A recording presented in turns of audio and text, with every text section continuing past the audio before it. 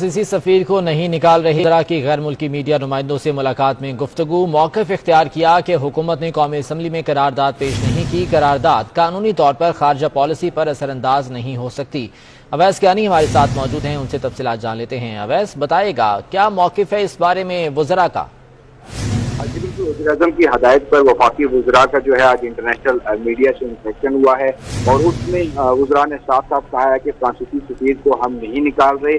Parliament में पेश की जाने वाली करारदाद में सिर्फ फ्रांसीसी सफीर से मुतालिक बहस का लिखा है और वो प्राइवेट मेंबर की तरफ से प्राइवेट डे पे एक बिजनेस है, उसका हुकूमत से कोई लेना देना नहीं है। करारदाद कानूनी तौर पर खारजा पॉलिसी पर अंदर असरअंदाज नहीं हो सकती। शीरी मजारी का ऐसा कहना था और उनका ये भी कहना था कि फॉरेन पॉलिसी के हवाले से सिर्फ इख्तियारात जो हैं वो वफाकी हुकूमत के पास हैं। सफारतकारों और पाकिस्तान में मुकीम गैर मुल्की अफराद की सिक्योरिटी के हम जिम्मेदार हैं।